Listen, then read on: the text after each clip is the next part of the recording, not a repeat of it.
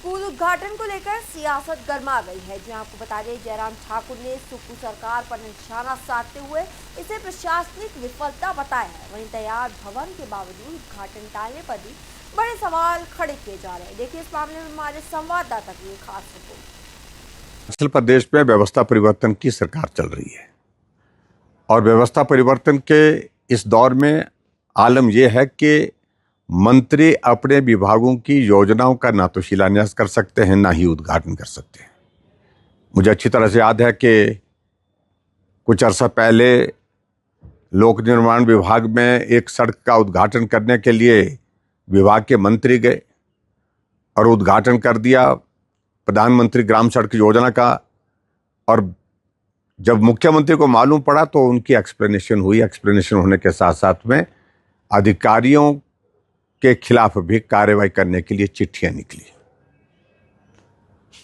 कि मुख्यमंत्री को पूछे बिना उद्घाटन कैसे कर दिया।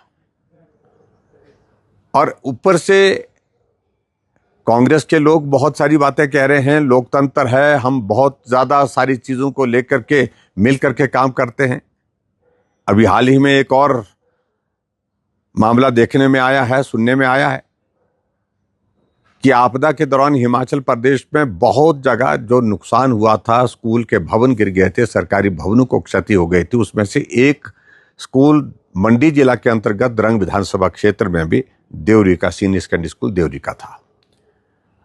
और शायद कांग्रेस की राष्ट्रीय नेत्री प्रियंका जी वहां पर उस पर मौके पर गई थी, वहां देखने के लिए गई थी और उन्होंने कहा भी होगा शायद कि वहां पर हम स्कूल को बना करके देंगे।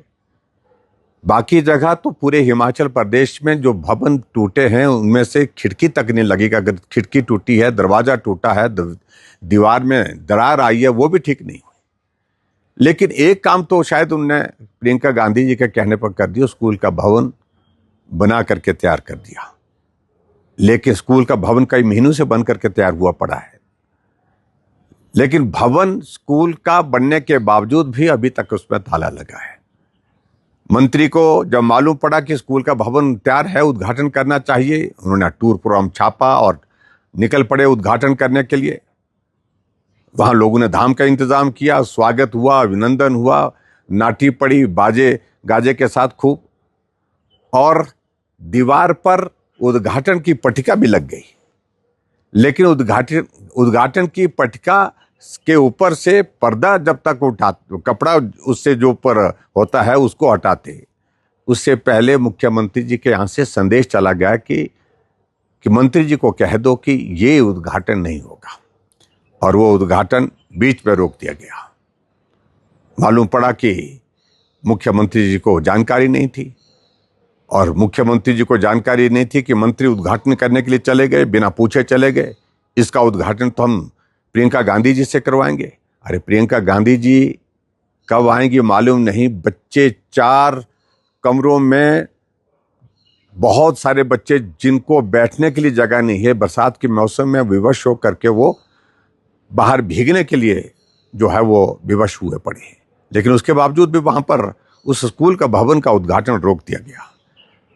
यही कांग्रेस की व्यवस्था परिवर्तन की सरकार की काम करने की पद्धति है कि मंत्रियों को ना उद्घाटन करने की इजाजत है, ना ही उनको शिलान्यास करने की इजाजत है। और ऐसे में मैं समझता हूं कि लोगों ने बहुत अच्छी तरह से सारी चीजों को समझ लिया है। अभी हाल ही में हिमाचल प्रदेश में आपने देखा कि पंचायती राज संस्थाओं के चुनाव, शहरी निकाय के चुनाव के परिणाम जो आए, उसमें जनता ने इस व्यवस्था परिवर्तन की पूरी व्यवस्था को उखाड़ फेंकने का फैसला किया है। और उस फैसले के अनुरूप आने वाले समय में जो तमाशा पूरा हिमाचल देख रहा है, तो कांग्रेस पार्टी को भी तमाशा देखना पड़ेगा, जब पूरी तरह से कांग्रेस को जड़मूल से उखाड़ करके हिमाचल के लोग जो है